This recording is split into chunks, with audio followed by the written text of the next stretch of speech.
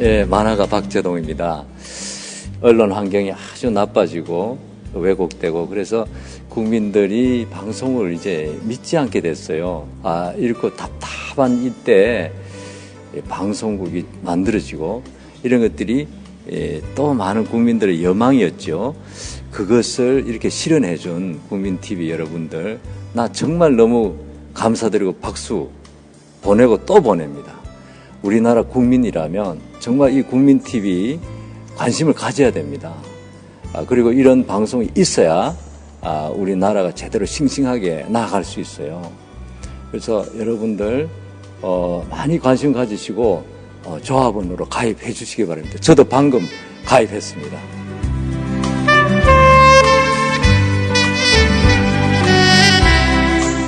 국민 만화가 박재동이 조합원으로 참여하는 국민TV. 모든 국민이 바라는 공정방송의 모델이 될 것입니다. 지금 조합원으로 참여하세요. 포털 사이트에서 미디어 협동조합 국민TV를 입력하세요.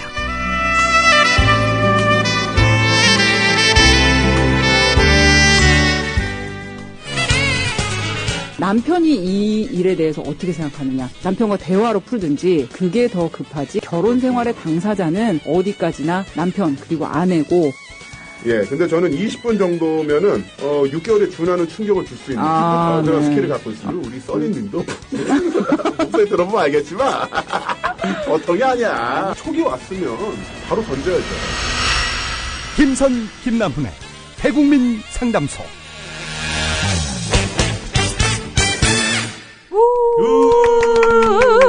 안녕하세요. 김성 김남훈의 대국민 상담소 오늘 시작합니다. 오늘 세 번째 방송이네요. 예, 그렇습니다. 와, 이 방송이 나가고 나서 우리 김선님, 써니님의 팬클럽이 드디어 결성이 됐어요. 트위터 멘션 보니까 이야, 그러면서 항상 하는 얘기가 목소리가 중후하대. 아, 네? 보셨구나. 미치겠어. 여자분한테 아니. 목소리가 중후. 저도 여자거든요. 나 그 멘션 보고 정말 이게 육성으로 빵 터졌어요. 근데 중후하다니. 실제로 중후하세요. 아, 네. 그런 얘기 많이 들으셨죠? 네. 사춘기 때 약간 컴플렉스도 있었을 것 같아. 그래서 글을 쓰기 시작했고 그래서 지금의 김선이 만들어졌지. 맞죠? 저의 인생 추적. 목소리가 좀 더 이상했으면 좋았겠네요. 그러면 글이라도 더 열심히 써서. 그러면 사회생활이 힘들어지니까요. 아, 그런가? 지금 딱 경계선 직전이에요. 100도씨 넘어가면 물이 아니잖아. 액체가 아니잖아. 아, 예, 그렇군요. 액체인 상태. 기화되는 거지. 99.9까지는 갔어, 지금. 예. 네. 아니, 뭐, 생활에 뭐 그것까지는 없었는데, 좀 이렇게 어릴 때, 이렇게 남자친구 만날 때는 좀 그렇긴 했어요. 지금 남편도 저 만났을 때 계속 목소리 갖고 놀렸어요. 네, 제 목소리 지금 전화 왔는데, 거. 손님이 받으면, 이렇게 어르신들이 다 네, 엄마인 줄 알고. 제가 받으면은 항상 뭐, 아우, 예, 아버님, 뭐, 안녕하세요, 이러고. 아버님? 네네. 아버님이라고 그랬어요? 네. 다 오해하고 그래서 좀 짜증났어요. 아무튼. 야, 그렇구나. 네, 그렇습니다. 우리 손님을 위해서, 많은 격려의 멘션 보내주세요. 네, 목소리. 중후한 목소리 때문에 힘들어하고 계세요. 네. 제 고민이에요. 근데 진짜, 그 목소리에서 갖고 오는 톤이 약간 중성적이시잖아요. 그 부분이 더 매력적이신 것 같아요. 막 대못을 계속 지금 중후에서 중성까지 갔어. 중후에서 중성 너무합니다. 근데 그게 어떤 젠더, 섹스, 어떤 그 성적인 의미 그런 부분이 아니라요.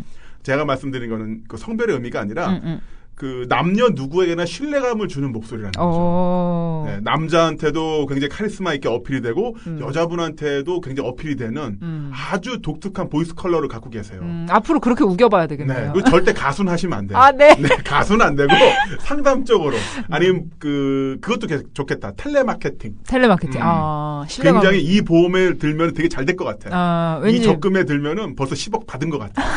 평생이 막 보장될 것 같아요. 그렇죠. 알겠습니다. 앞으로 그런 식으로 우겨볼게요. 네, 그리고 이쯤에서 정말 반가운 목소리 좀 들어볼까요? 그럴까요? 광고 듣고 가시겠습니다. 네. 송하능 조합원 신청 광고입니다. 각종 근육통, 신경통 치료 전문 케어 지압천사.com, 척추교정, 자세교정 치료 전문 케어 지압천사.com, 국가공인자격 보건의료 허가기관 지압천사.com, 7호선 노원역 3번 출구로 오시면 됩니다. 주소창에 한글로 지압천사.com. 예약 문의는 서울 936-4777.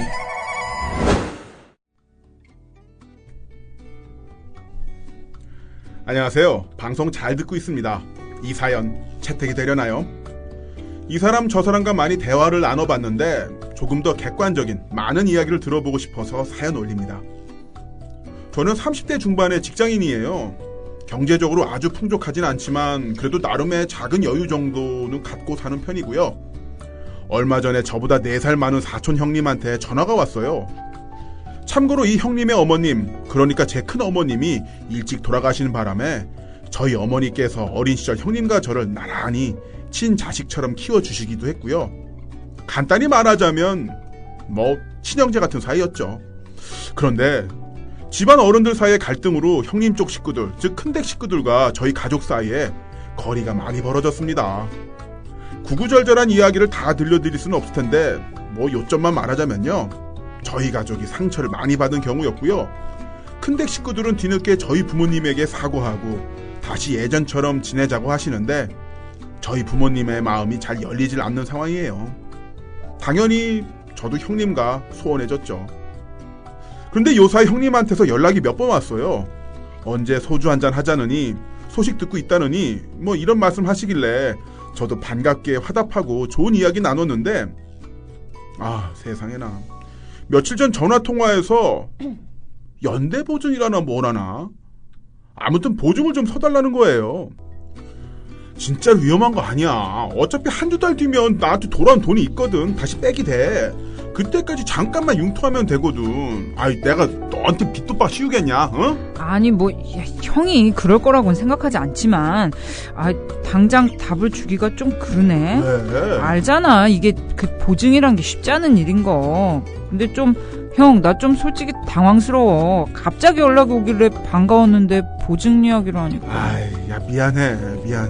근데 오죽하면 너한테 이런 부탁 하겠니? 한번 도와주라. 응? 옛날 일 다 잊고. 응? 아니 형, 근데 사정은 알겠는데 안다며. 우리 가족 입장도 알잖아? 그 보증인 필요하니까 이제 와서 옛날 일 다 잊자고 하는 거 그건 좀 그렇지 않아? 아무튼 내가 생각 좀 해볼게. 잠깐만. 나 부탁 좀 할게. 응? 내가 형이 상황이 좀 그렇게 됐어. 나도 진짜 어렵게 얘기 꺼낸 건데 내가 오죽하면 너한테 이러겠니? 알았어 형. 나 당장 답을 줄 일은 아닌 것 같고 아무튼 나도 생각을 해보고 나중에 얘기하자. 응? 나 배터리 4칸 있다. 계속 기다리고 있을게. 알았어. 내가 지금 좀 기다린다. 바쁘거든. 일단 들어가 형. 우리 형님 이야기를 들어보니까 사정이 딱하긴 해요. 그런데 저는 약간의 분노와 함께 어처구니 없는 생각도 들고 별로 내키지가 않네요. 그냥 거절하는 게 모두를 위한 옳은 선택이겠죠? 네. 참 어렵네요. 어려운 것보다도 정말 중후하시다. 아마 이 앞에 오프닝 인사를 안 듣고 김선, 김남훈을 이 소개를 안 듣고 이 부분만 들으신 우리 청취자분들은 그 남자 목소리 좋네. 저도 이렇게 이야기하면서요. 정말 제 동생이랑 이야기하는 줄 알았어요. 네. 형이라고 한번 해보세요. 형이라고. 형. 아니 목소리 안 깔아도 돼. 이제 그만하세요. 알겠습니다. 예. 저도 여자란 말이에요. 진짜 목소리 갖고 맨날 그래요. 아무튼 이쁘서. 감사합니다. 말이 안 되네. 네, 아무튼 이런 내용인데 네. 그러니까 관계가 소원해졌던 사촌 형님이 아주 오랜만에 전화가 왔는데 우리 소주 한잔 하자. 그래, 네 소식 잘 듣고 있어. 이러시다가 뜬금없이 보증을 서달라.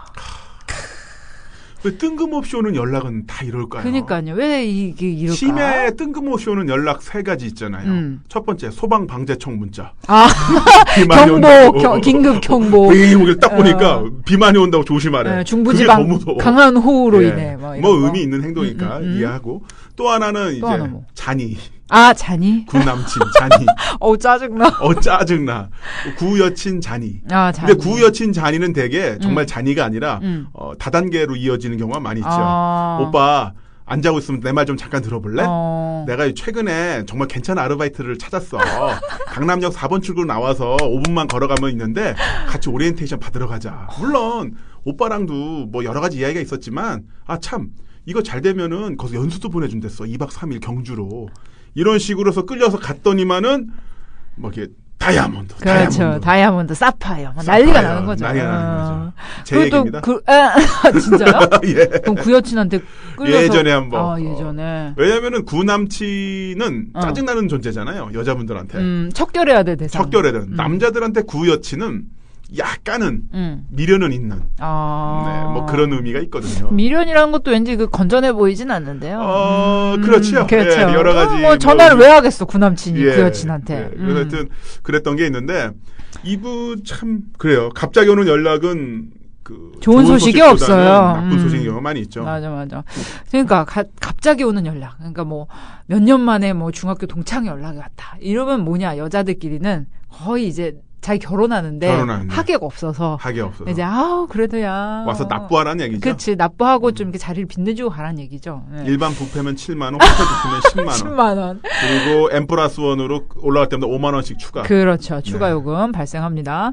아무튼 여기 보니까 참 사연이 있고 또 굉장히 갈등이 되시겠어요. 그런데 이 보증이란 게 참 그렇지 않아요? 이게 오죽하면은 옛날에 뭐 유머도 그런 게 있었잖아요. 보증은 서지 마라. 우리 집 가훈이 뭐 그런 거다. 그런데 이게 연대 보증? 이게 뭐 이거 좀 안 되는 거죠? 무서운 거죠? 사실 그 개인 간의 보증은 지금 법적으로 없어지지 않았나요? 그러니까요. 예, 이게 뭐 우리나라랑 일본만 있었는데 없어졌다고 된 것 같은데 이 상황에서는 아마 다른 형태의 그 금융권 대출 이런 게 아니라 좀 더 심오한 상황이겠죠. 그런가? 더 말씀드리면 더 심각한 상황이 되는 것 같은데. 그럴 수도 있을 것 같아요. 기본적으로 보증은 좀 피해야 돼요. 그러니까 일단 뭐 사연에 앞서서 보증은 안 서는 것이 좋다. 네. 그리고 거절은요 단칼에 거절하시면 단칼에. 그러니까 지금 이분은 되게 망설이시면서 너 형 나중에 얘기하자 이러는데 과거의 추억을 이용을 해서 접근해 오신 거잖아요. 그렇죠, 형님이. 사실 이 상황에서는 사람과 돈이 구별이 안 돼요. 이 형님은. 사람이 돈이고 돈이 사람인 상태에서 어떻게든 살아보겠다고 하시는 건데 사람이 돈으로 보이는 건가요? 그렇죠. 근데 하신다면은 주세요, 그냥. 얼마? 차라리 돈을 주라. 300에서 500 정도. 공정가. 그게 그건가요? 딱 저도 그렇게 선인가? 해서 준 적이 있어요. 내가 할 수 있는. 왜냐면은 현금 서비스 200이잖아요. 네. 한도가. 네. 저 같은 경우는 그래요. 대부분 아마 그럴 겁니다. 대부분 그럴 거예요. 저도 그런가? 내가 널 정말 좋아해. 나도 난 너 친구고 너랑 같이 고등학교 때 정학도 먹고 진짜 너랑 우정을 지냈었는데 정말 보증은 안 되겠다. 그런데 그래. 내가 가용 자금이 현금 서비스 200에다가 100만 원 내가 엄마한테 꼬았다. 300 가져가. 이렇게 해서 빌려준 적은 있어요. 근데 그런 돈은 거의 이제 못 받는다고 생각하고 못 받았죠. 못 받았는데 생각은 또 나가지고 카톡 계속 또 보내요 지금. 이게 사나이가 너를 위해 300 준비했어. 현대카드 신용 서비스 200만 원에 엄마한테 내가 100만 원 꿨다. 우정, 프렌드십 딱 주고 딱 사라져야 되는데 네네. 이 돈은 안 갚아도 돼. 라는 말은 못했어요. 말은 못해요. 그 말은 못하고. 맞아. 진짜 싸나 이러면 1년, 한 3년 됐어요. 지금도. 자니? 자니? 문자 보내 내가. 뜬금없이 문자. 네, 그래서 답 안 와요. 왜냐면 힘들어. 이해해요. 아직도. 이해는 하지만은 얘가 로또에 당첨이 된다거나 정말 홍콩에서 배가 들어와서 사업이 잘 돼서. 홍콩에서 배가 들어와. 예. 제가 갚아줬으면 하는데. 그렇죠. 어떠세요? 사회생활 하시다 보면 이런 무리한 요구 많이 있죠. 보증도 물론이고. 네, 근데 저는 뭐 아직까지 보증 얘기까지는 안 들어봤는데 이제 뭐 가끔 이제 돈 빌려 달라거나 뭐 또는 이제 저희 신랑이 뭐 그런 부탁을 받을 때가 있죠. 근데 저희 신랑도 그렇게 하더라고요. 차라리 돈을 줘요. 뭐가 이렇게 급하다. 그러면 보증은 못 써주고 나무님 말씀하신 대로 뭐 100이면 100, 200이면 200 뭐 줘요. 그리고 잊어버리면서 이제 계속 속쓰려 하는 거지. 네, 뭐 그렇게들 다들 속쓰려 하는구나. 네, 나무님만 그런 건 아니에요. 그러니까. 내가 무슨 뭐 재벌집 아들도 아니고 그쵸. 300만 원이면 어떤 돈인데. 다 월급 받아 사는 입장에 힘들다. 진씨가 갚아라 웬만하면 진짜. 근데 이제 이분은 진식 씨. 네, 진식 씨. 요즘 좀 형편 풀리셨으면 카톡 좀 부탁해요. 농협 내 계좌 알지? 그대로야. 네. 그러니까 이분 참 이게 안타까운데 그러니까 오죽 뭐 어려우시면 그러겠어요. 그런데 이제 돈이라는 게 특히 또 보증이란 거는 뭐 무슨 돈을 뭐 꺼줘서 얼마 후에 갚겠다 이것도 아니고 보증이란 거는 정말 좀 참 그게 어려운 거고 또 이분은 또 그런 서운함이 있으신 것 같아요. 이제 어렸을 때 이제 같이 성장을 했고 이 형님이랑 그리고 이제 이 형님네 가족과 좀 서운해서 약간 이렇게 오랫동안 연락도 안 하고 지냈던 그런 사연이 있는데 이제 그런 거 다 이제 각설하고 뜬금없이 연락을 해서 막 갑자기 친한 척을 하더니 보증을 서달라. 그러니까 이런 거에 대한 또 서운함도 되게 그렇죠. 크셔서 그런 상처도 있어요. 이 서운함은 일리 있는 서운함이고요. 그 서운함을 계속 느끼시고 그 서운함에 자연스럽게 반응하는 게 좋습니다. 좋다고 어떻게? 보고요. 그러니까 이제 거절하시고. 네. 그런데 제가 보니까 이분이 이제 형제에 대한 이야기가 안 나오는 거 보니까 그냥 얼핏 보기에 그냥 사연 봤을 때 외아들 같고요. 그리고 정말 그 형님이랑 진짜 친하게 지내셨나 봐요. 여기 보면은 그 친자식처럼 부모님이 이렇게 대우해 주셨고 맞아. 그런 어떤 친형제 같은 사이였어요.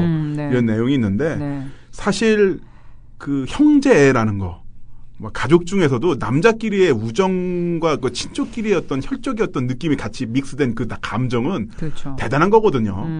그만큼 본인의 인생에 있어서 훌륭한 아주 긍정적이고 훌륭하고 아름다운 추억이었는데 그 추억이 끝에 망가지고 거기에 마치 결정타를 집어넣듯이 돈 얘기까지 나오니까 이 부분에 대한 후회가 있으신 것 같아요. 보면은 이미 사연 말미에 그냥 거절하는 게 모두를 위한 옳은 선택이겠죠. 이미 결정을 하셨어요. 그쵸. 초이스를 했는데 이 논리적으로 이 초이스에 대해서 플러스 마이너스 가타부타 논하는 게 아니라 그렇게 친하게 지냈었는데 형이랑 같이 그 쭈쭈밥 먹다가 싸우고 또 내가 두드려 맞고 오니까 형이 가가지고 대신 때려주고 맞아.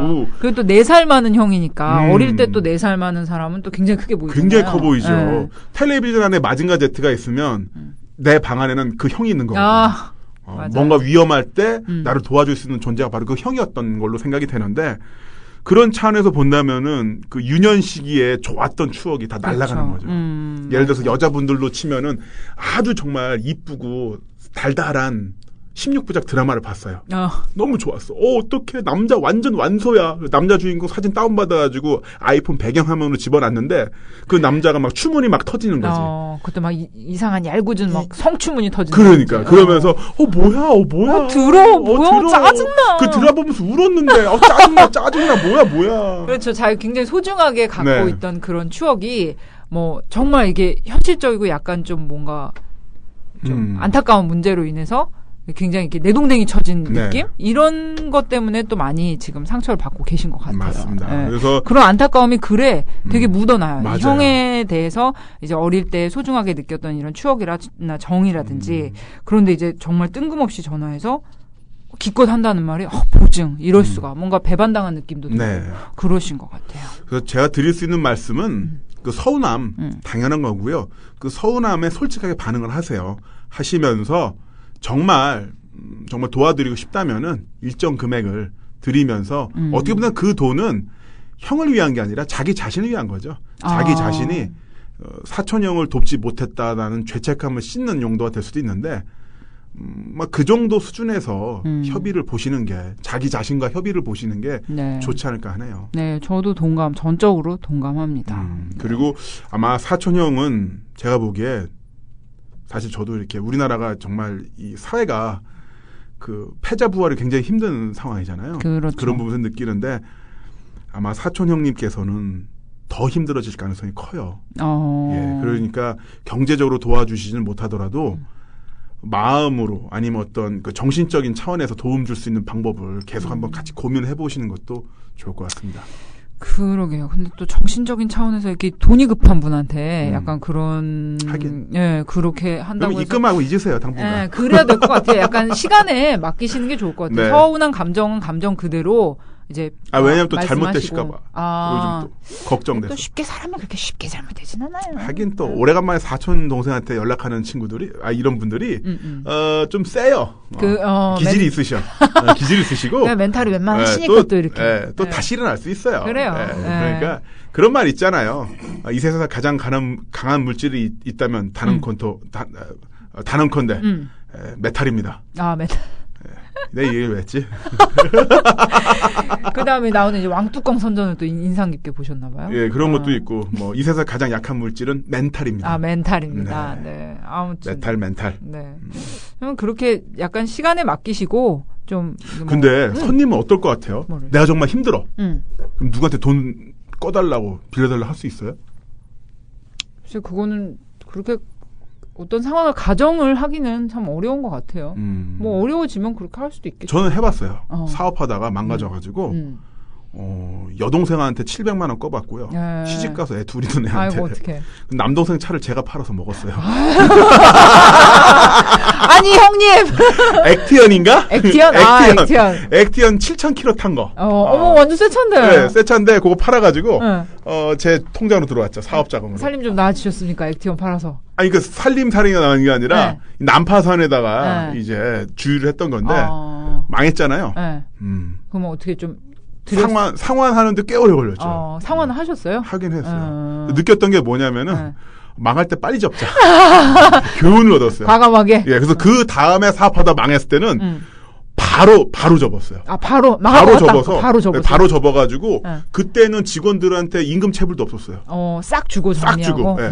한 달이나 밀리긴 했는데, 컴퓨터 팔아서 다시 갚았어. 네. 그러니까 상큼하게 정리가 된 거죠. 내가 이게 꼬라 박을 때, 막 버텼다가 정말 큰 데미지를 먹어봐서, 이제 가라앉을 때는, 안 끝났다. 네. 버티지 않는다. 바로 배를 버린다. 나부터 살자. 배우신 점이 있으신 거네요. 배우죠. 그 뒤로는 사업 안 하잖아요. 국민TV, 뭐 각종 방송, 오마이뉴스를 다니면서, 이탈남. 예, 이렇게 소소한 금액이나마 모아서, 예.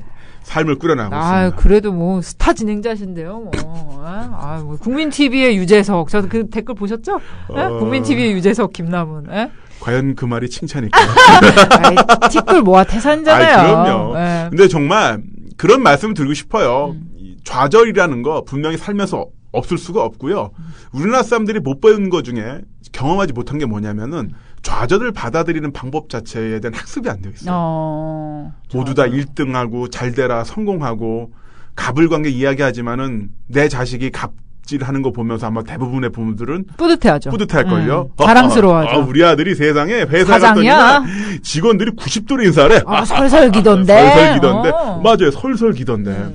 그런 것처럼 그 갑이 되는 거, 1등하는 거, 이기는 것만 배웠지 지는 걸 못 배웠거든요. 그렇죠. 사실 지는 거는 스포츠에서 배워야 돼요. 스포츠를 통해서. 우리나라에서는 스포츠가 전국대회 3등 안에 들어가서 대학교 가는 게 목표긴 하지만 원래 스포츠의 본래 의미는 패배를 받아들이는 방법에 대한 훈련입니다. 예. 정말 그런 것 같아요. 그러니까 대학교, 뭐 고등학교 때도 보면은 이제 약간 그런 패배, 뭐 이런 뭐 좌절 이런 거를 못 받아들여요. 그러니까 이게 성장하면서 뭔가 이렇게 망해보고 한번 실패도 해보고 뭐 시험도 떨어져 보고 이러면서 좀 해야 되는데 약간 우리나라 젊은 친구들은 모든 게 부모님이 정해주신 안전한 길로 이렇게 쭉 가는데 너무 익숙해져 있어요. 그러니까 요즘 이제 회사에 뭐 이렇게 오래 근무하시던 분들, 뭐 나름대로 관리자급 올라가신 분들 얘기를 들어봐도 그래요. 요즘 애들은 실패해 본 적 없어서 뭔가 자기가 해서 망해 본 적 없어서 그런지 그런 거 몰라요. 그러니까 뭔가 내가 야단을 맞을 수 있고 내가 뭔가를 제안을 했다가 까일 수도 있고 이 상황 자체를 받아들이질 못한다는 거죠. 근데 뭐 지금 이제 지금 어려움에 처하신 사촌 형님 얘기를 하다가 저희가 나온 얘기긴 한데 뭐 얼마나 어려운 상황이신지 저희가 짐작도 안 되고 사실 그 실패라는 측면, 좌절이라는 측면을 본다면 이 라디오 들으시는 분들은 다 경험해 보셨잖아요. 작년 12월 19일에 6시 1분 출고조사 6시 1초. 정말. 그 얘기하면 저 울어요. 진짜. 예, 우리 또 손님은 울어야 될 상황이 있고요. 제가 이 방송 1년 이상 하게 된다면 왜 울어야만 했는지 정말 가슴 따뜻하고 슬프고 가슴 따뜻해. 그게 가슴 따뜻해? 눈물이 흘러내려서 가슴 따뜻해지는 거죠. 장난 아니죠. 사연이 있습니다. 사연이 있어요. 네, 아무튼 그런 좌절도 있고서 잘 살고 있으니까 사촌 형님에게도 파이팅 전해드리시고 또 사연 보내주신 분에게도 자 응원의 박수 한번 보내드릴까요? 네. 파이팅! 안녕하세요. 네.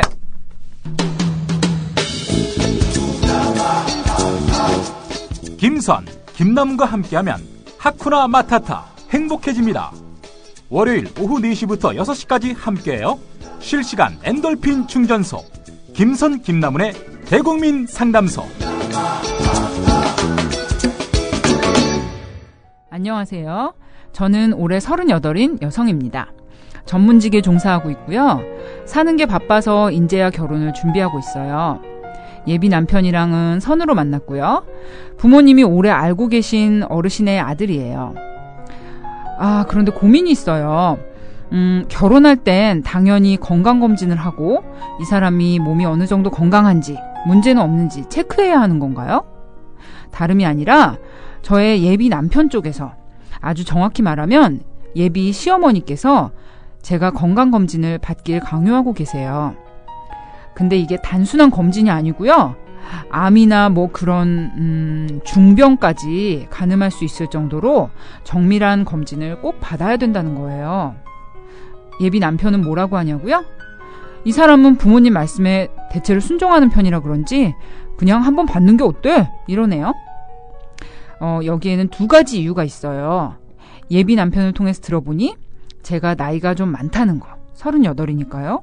그래서 아기를 낳게 되면 당연히 노산일 테니 거기에 대한 대비를 해야 하지 않겠냐는 거예요. 이게 첫째 이유고요. 여기까지는 좋아요. 그런데 2번째 이유가 저를 좀 헷갈리게 해요. 이거 역시 예비 시어머니가 당신 아들을 통해서 말씀하시는 건데요. 사실은 저의 친정어머니, 저희 어머니가 자궁암을 앓으셨어요. 다행히 초기에서 중기로 넘어가는 시점에 발견을 해서 수술을 하시고 항암 치료하신 끝에 지금은 조금만 조심하면 문제가 없는 상태로 많이 회복이 되셨어요. 그런데 예비 시어머니는 이게 걸리시는 거죠. 자궁암 같은 부인암은 유전이다. 미리 짚고 넘어가야 된다. 이런 얘기입니다. 저는 남편을 통해서, 예비 남편이죠. 나한테 자궁암 유전인자가 있다고 해서 확인되면 그럼 나랑 결혼 안 할 거야? 걱정이 돼도 내가 제일 걱정돼. 이건 내 몸이니까 언제가 됐든 내 의지에 따라서 건강검진이든 치료든 관리든 할 거야. 만약 문제가 있다면, 그리고 어쨌든 결혼을 할 거라면 결국 내 이런 건강 문제도 같이 극복해 나가야 하는 거 아니야? 이런 식으로 왜 굳이 문제를 삼아야 하는지 모르겠어. 이렇게 입장을 전했어요. 그런데 눈치를 보니까 예비 시어머니께서는 만약 건강 문제가 있다면 뭐 예방의학 뭐 그런 걸로 미리 관리를 하고 결혼을 해도 하는 게 어떻겠냐는 입장이신 것 같아요. 어머니한테, 저희 친정어머니한테 말씀드렸냐고요? 아니요, 당연히 못 드렸죠. 그거 아시면 저희 엄마 억장이 무너지실 거예요. 결혼을 최종 승낙해주는 조건으로 건강검진 결과를 보자는 시어머니. 만약에 문제의 소지가 있다면 결혼을 미루거나 없던 일로 할 수도 있을 것 같은 눈치인데요. 저 이렇게까지 해서 꼭 결혼해야 하는 걸까요? 네, 이런 사연이네요. 열 받을만 하네. 그렇죠. 열은 받을만 해요. 그리고 모르겠어요. 이 예비 남편분이 중간에서 조인트 역할, 관절 역할을 해주셔야 되는데 범퍼 역할을 오히려 지금 그냥 들이받게 만들었네요. 그러니까요. 계속 중간에서 말만 전하고. 그러니까요. 이거를 어떻게 좀 잘 걸을 거는 좀 걸으면서 전달해야 되는데 일단은 그 대한민국 남자들이 그때도 말씀드렸습니다만 엄마랑 자기 배우자랑 똑같이 봐요. 이 여자도 내 배우자도 엄마처럼 나한테 신경을 써줄 거라고. 케어받길 원하는 케어받길 원하고 이해해줄 거라고 생각하고. 그러니까 엄마한테 들었던 걸 그대로 전달하니까 여긴 난리가 나는 거죠. 그쵸. 근데 엄마들이, 우리 세대 부모님들이, 특히 어머님들이 아들한테 집중하는 이유는 그만큼 본인 삶에 있어서 결핍이 많이 있었기 때문이거든요. 예전처럼, 지금처럼 여성들이 사회 진출을 활발하게 하면서 자신의 일을 누리고 어떤 형태로든 자기 여가를 즐기는 이런 게 없었기 때문에 그야말로 자기 아들한테 몰빵을 하는 거죠. 그런 혜택을 받으면서 커왔었고 그런 걸 자기 배우자한테도 이제 보는 건데 그러다 보니까 이렇게 걸릴 말 안 걸릴 말을 그냥 그대로 전달하는 대참사가 일어나는 거죠. 그렇죠. 그러니까 이게 중간에서 정말 이제 어머님은 뭐 여러 가지 말씀하실 수가 있어요. 자기 아들이고 그럼. 또 이제 또 내 새끼인데. 그럼요. 그럼 또 내 아들이 데려온 여자친구가 또 이제 어머님 마음에 어떻게 또 선뜻 다 100% 마음에 들겠어요. 부족한 점도 보이고 뭐 발 뒤꿈치가 마음에 안 들어. 뭐 어떻게 좀 더 잘했으면 좋겠다 이런 의견을 말씀은 하실 수 있어요. 그런데 이제 좀 생각이 있고 지혜로운 남자라면 이런 거 중간에 좀 에이 엄마 잘할 거야 이러면서 이렇게 좀 걸르고 또 이제 여자친구한테 전할 때도 좀 이제 걸러서 할 말 그렇죠. 못할 말 좀 이제 구분을 해가면서 왜 이렇게 얼굴 앞으로 벌레가 날라가요? 날파리가. 지금 오늘 국민TV 아니 사무실에 스튜디오 상태 왜 이래 진짜. 초파리가 창궐하고 있습니다. 초파리가 창궐하고 있어. 네. 김우재 박사 생각나네 갑자기. 그래요? 예. 뭔가 이게 있었나 봐요. 뭐 음식물 같은 게 있어서 그런지 아무튼 파리 저리 가라. 네. 아무튼 그래서 이제 남자분들이 그러니까 좀 착각을 하시는 거죠. 진짜 김남훈 씨 말씀대로 자기 엄마와 자기 여자친구를 등치로 놓고 생각을 하는 거야. 난 중간에서 전달자인데 엄마가 아우 야 걔는 야 밥을 너무 깨작거리면서 먹더라. 밥 좀 복스럽게 먹으라 그래. 팍팍 좀 먹으라고 이러면은 우리 남자분들은 대부분의 경우 야 우리 엄마 너 지난번에 밥 먹는 거 보고 너무 깨작거리는데 밥 좀 잘 먹어. 이러면 이제 여자친구 빈정 확 상하는 거죠. 빈정 확 상하는 거지. 근데 이거는 이제 좀 많이 심각한 문제라서 네. 예, 좀 더 이제 생각을 해봐야 돼요. 저희 어머님이 자궁 쪽 문제가 있으셔가지고 접수하셨어요. 네. 저 어렸을 때. 네. 제 기억으로는 10살 때인가 14살 때 저 낳고 밑으로 둘 낳고 몇 년 6년인가 7년 지나서 그 이제 저희 집이 이제 한복집을 했었는데 옷가게를 했었는데 손님이 들어오면 자리를 비울 수가 없어요. 계속 그 화장실 가신 거 참고 장사를 하시다가 그쪽에 이제 문제가 생겨가지고 나중에 그게 막 퍼져서 이제 결국 적출까지 하셨죠. 아이고. 예. 어떡해. 그래서 그런 저희가 있었고 그래서 그런 상태에서 이제 딸이 여기 사연 보내셨던 이 사연녀께서 느끼시는 그 고통, 고민이 저도 이해는 돼요. 왜냐면 제 여동생도 시집을 갈 때 이런 부분에 대해서 좀 약간 이야기가 있었거든요. 네. 그래서 이거는 참 뭐랄까 그 남편과 예비 남편과의 결혼이냐 아니면 결국 건강 검진 풀 코스냐 이거가 이게 지금 일도 양단으로 연결이 되는 상태인데요. 그러니까요. 그리고 이제 또 결과에 따라서 이 결혼을 엎을 수도 있다. 자. 이런 분위기를 이제 확실히 그렇게 시어머니가 말씀을 하신 건 아닌 것 같아요. 네. 그런데 그런 눈치를 이제 느낀 거죠, 이분은. 그러면 만약에 엎었게 됐을 때 엄마한테 가가지고 왜 엎었냐고 물어보면 나한테 그런 문제가 있대. 그러면 엄마 가슴에 완전 저희가 대못 박는 거죠. 대못 박는 거지.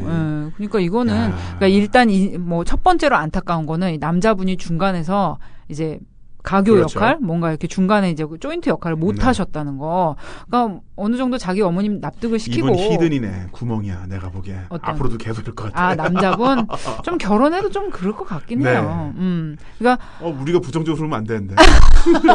그러니까 뭔가 방법을 들여야 되는데, 이거 참. 그 상담 프로 사상 최초로 갈라서! 라고 이야기할 수도 있는 상황입니다. 예. 근데 이제 좀 이 분위기를 보셔야 될 것 같아요. 이 글상으로만 보면은 이제 시어머니가 엎을 수도 있다. 이게 이제 확실치는 않은 거고, 남자분이 약간 좀 센스가 없긴 한데, 이 여자분하고 뭐, 이렇게 건강상 문제가 도출이 되면은, 뭐 결혼 엎을 거냐, 또 이런 것도 지금 이 글상으로는 파악이 안 되거든요. 그러니까 좀 정확하게 알아보시면 좋겠는데, 사실 요즘 그 혼전의 건강검진 받는 게 좀 많이 옛날에 비해서는 좀 많이 일반화가 되고 있기는 해요. 그렇죠. 예. 그리고 여자만 받는 게 아니고 남자분들도 받으실 항목이 굉장히 많아요. 요즘 이제 불임이 굉장히 사회 문제잖아요. 뭐 저출산해서 이제 불임이 사회 문제인데 이 원인 불상의 불임이 굉장히 많은데 그 불임의 원인이 우리는 이제 흔히 임신하고 애 낳고 하는 주체는 여성이기 때문에 뭐 어떤 부부가 결혼한 지 오래됐는데 애가 없다 이러면은 여자가 무슨 문제가 있는 거 아니야 이렇게 하기 쉽지만 거의 대부분 불임의 그 문제는 의학적 통계로 봤을 때 남자분들한테도 절반 정도가 있다. 그러니까 아무래도 발주처에 문제가 있으니까 이제 제조처에서도 문제가 발주처 발주할 때 이 견적서가 이게 발주 내용이 잘못 들어가면 안 되죠. 그것도 그 생산 자체가 안 되는 거죠.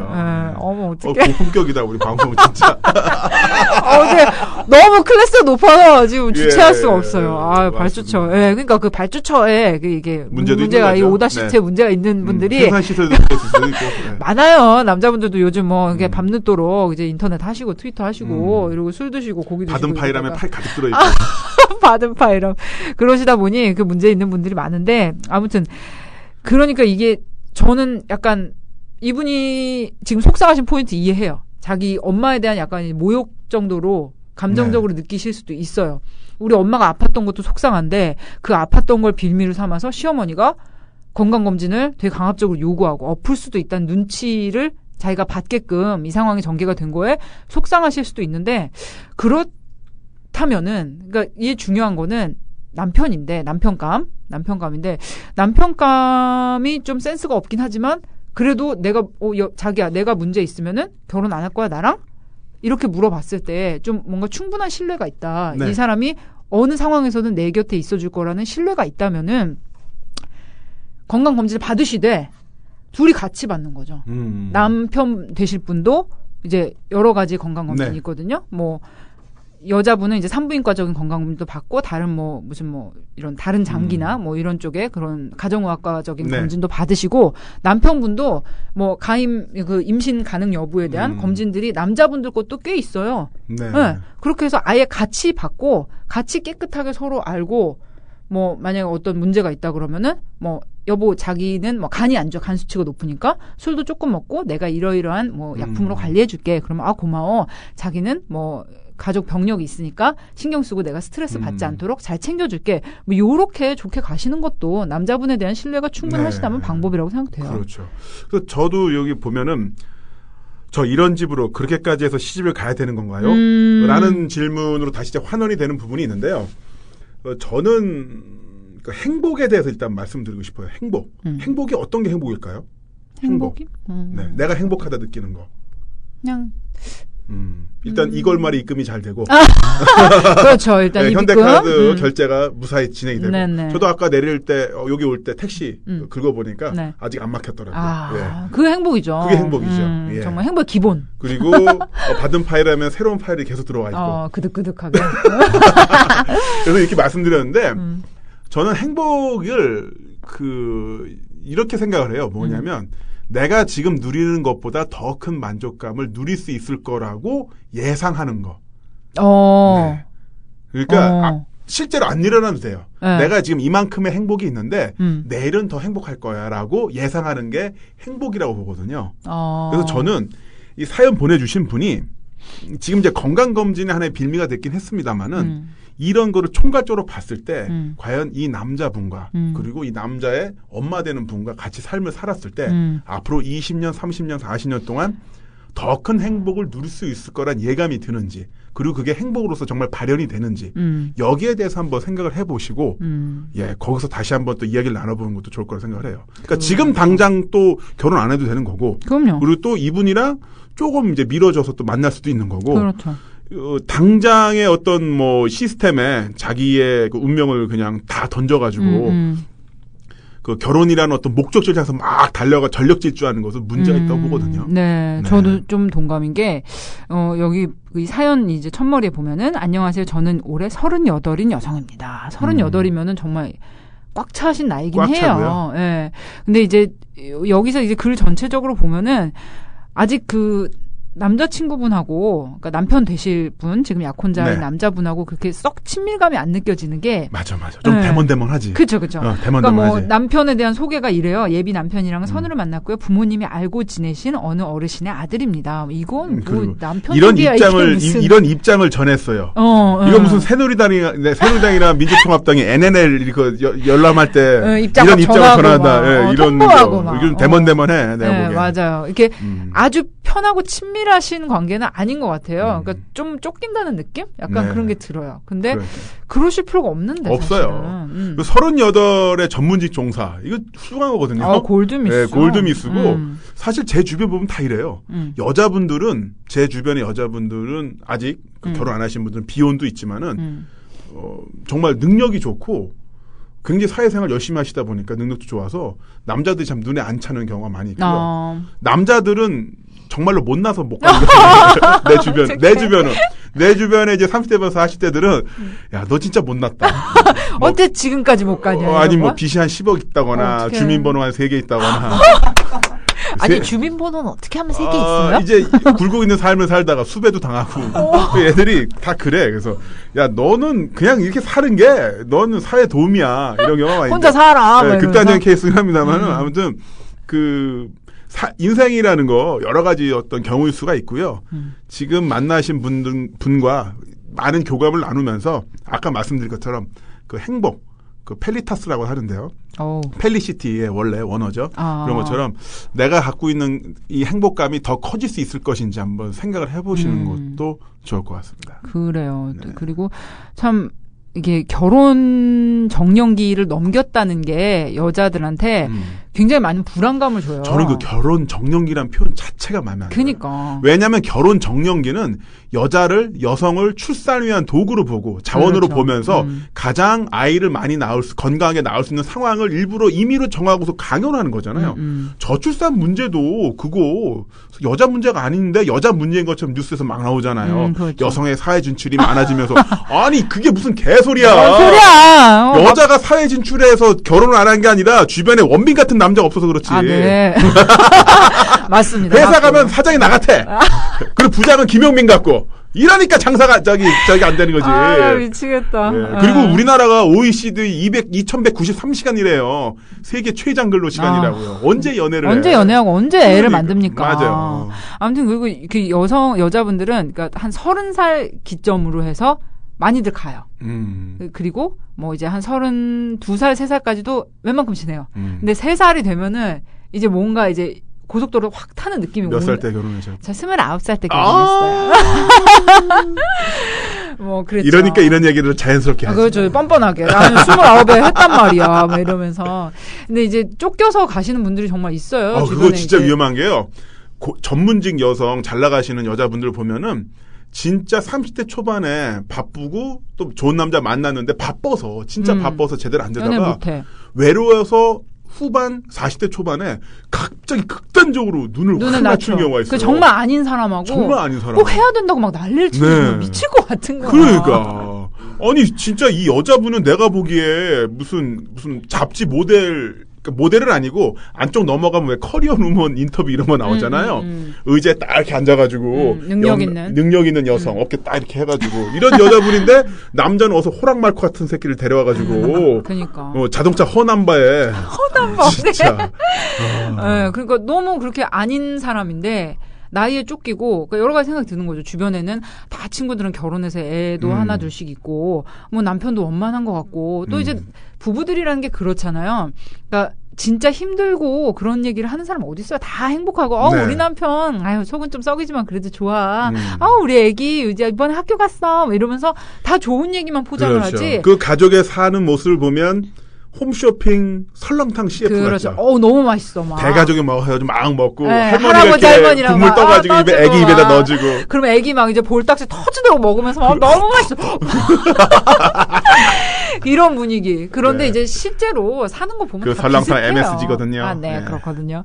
근데 실제로 사는 모습을 깊이 들여다보면 사실 다 비슷한데 이제 주변에 보면 다 그렇게 결혼해서 잘 사는 것 같은데 뭔가 나만 일에 쫓기고 뭐 돈은 좀 벌었는데 낙오된 느낌인 거예요. 그래서 이제 남자를 급하게 만나는데 이 사람 아니면은 내가 언제 결혼이라는 걸 생각해 볼 수 있겠느냐. 이런 서두르는 마음 이런 걸 갖고 하다 보니까 사람에 대해서 판단도 안 되고 자기 자신이 이걸 원하고 있는지 아닌지에 대해서도 판단력이 흐려지는 거죠. 이거는 내가 원하는 게 아니라 사실은 우리 엄마가 너 계속 그렇게 나이만 드는데 결혼 언제 할 거야? 저도 한 케이스 있어요. 어떤? 그렇게 급하게 했다가 그 다음날 돌아온 케이스 있어요. 다음날? 너무 빠른데요? 광화문에 있는 그 웨딩홀에서 결혼하길래 7만 원을 냈는데 그 다음날 돌아왔더라고요. 7만 원이? 정말. 그럼 하루 만에 파토 난 거예요? 하루 만에 파토 났어요. 빠르다. 그래서 들어가서 제주도 도착해서 바로 그 다음날 왔어요. 이거 들을지도 모르는데. 미안하네 좀. 저도 그런 비슷한 사례가 있는데 그 친구가 30살 때 딱 결혼을 했어요. 제가 결혼하고 1년 후에 결혼을 했어요. 그래서 근데 그 친구가 결혼식장에 입장을 할 때 제가 드레스를 매만져 주면서 누구야 행복해? 그때 좋겠다. 너무 예쁘다. 그랬더니 이 친구가 정말 드레스를 입은 채로 썩소를 보내면서 저한테 그러는 거예요. 행복? 야, 저만한 남자 어딨니 내 나이에. 지금 아니면 나 진짜 영영 못 갈지도 몰라. 나 너무 예뻐해주고 그리고 너무 안정된 사람이라서 가는 거야. 너처럼 그렇게 악착같이 사랑해서 그렇게 결혼하고 다들 그런 건 아니야. 이러면서 입장을 했어요. 이게 무슨 아니 신부가 그랬다니까요. 그러니까요. 이 무슨 저기 예전에 무슨 드라마 시문화 대사 같아요. 네. 아니 정말 그러고 입장을 했어요. 근데 저는 입장하는 친구가 너무 모습은 예뻤는데 되게 이상한 거야. 되게 드라마 보면은 그 여자분이랑 삼각관계 이렇게 되지 않나요? 남자를 하나 두고. 꼭 그런 건 아니고 제가 이제 좀 약간 열심히 사랑을 해서 결혼을 했는데 그 친구는 옆에서 그런 걸 보고 되게 저를 좀 답답하게 여겼어요. 그냥 결혼은 조건 맞춰서 할 수도 있는 건데 네. 너는 뭐 그렇게 네 사랑만 중요하다고 난리니 그랬었거든요. 근데 그런 친구가 이제 조건 맞춰서 나이 딱 30에 쿨하게 딱 간 거죠. 갔다가 10개월 후에 딱 돌아오더라고요. 돌아왔어요. 네, 돌아오더라고요. 유통기한 10개월 채우고 한. 네, 그래서 딱 돌아오면서 그러더라고요. 사랑을 하지 않았는데, 그러니까 결혼이라는 건 생활인데 사랑하는 사람하고 해도 참 여러 가지 그 못 봐줄 꼴이 생기는데 사랑 안 한 사람하고 내가 그 생활을 할 수 있을 거라고 생각했는데 내가 너무 바보 같았다. 이러면서 돌아왔어요. 뭐 그 친구 얘기는 뭐 더 여러 가지 얘기가 있긴 한데 네. 아무튼 이분은 처음부터 좀 다시 생각을 해보셔도 될 것 같아요. 이거 뭐 웬만한 상담 프로에서 이런 얘기 잘 안 나와요. 아니 사랑한다 10번 말하세요. 남편의 예비 남편의 사랑 이해하시고 네, 시어머니의 걱정도 이해해 주세요. 시어머니의 걱정은 곧 사랑이랍니다. 이런 얘기 하지만 저희는 그런 얘기 안 합니다. 아니 근데 저는 처음에 좀 그런 생각도 했어요. 근데 정말 좋아하시면은 뭐 시어머니는 부차적인 거니까 뭐 같이 모시고 살 거 아니라면은 뭐 네, 약간 모시고 살 것 같아요. 아 그래요? 분위기 그런가? 네, 그러니까 예비 이해하고. 남편은 이미 시어머니의 마리오네트. 네, 이렇게. 그런 거. 아무튼 그 같이 건강검진 받고 좀 이제 시어머니 마음에 들게 좀 하고 결혼을 해서 그 다음에 남편 꽉 잡고 네. 살아라. 요렇게 처음에 아까는 이 글을 처음 읽으면서는 생각을 해봤는데 약간 이분의 나이나 전체적인 네. 글에서 느껴지는 느낌이 뭔가 남자친구분하고 충분한 교감? 뭐 그런 교류, 친밀함이 없는 좀 상태에서 대먼대먼하죠. 네, 좀 서먹한 사이에서 뭔가 거래하듯이 좀 추진하고 계신 거 네. 아닌가 그런 생각이 들어서 네. 예, 좀 다시 생각해 보시면 어떨까 다시 하는. 생각해 보시고 아무튼 뭐 건강검진 한번 받아보세요. 네, 일단. 생애 전환기 검진이라고. 그렇죠. 38이 받아야 돼. 40쯤에 받아야 되니까 받으시면서 서로 일단 밑장 까자고요. 그래 둘 다 받고 시작해. 둘 다 받고 밑장 까고 거기서 이제 꼼수다 걸리면 손모가지 날아가는 거지. 예. 남자가 문제 있을 수도 있죠. 예, 영화 타짜에서 아기 돼서 장난치다 손모가지 날아가는 거. 구라치다 손모가지. 그렇지.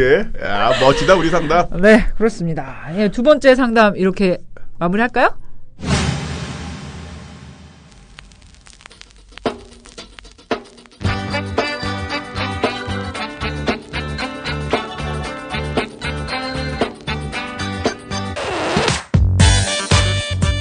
김선 김남훈의 대국민 상담소. 생방송은 매주 월요일 오후 4시 한 번에, 팟캐스트는 둘로 나눠서 매주 수요일과 금요일에 올립니다.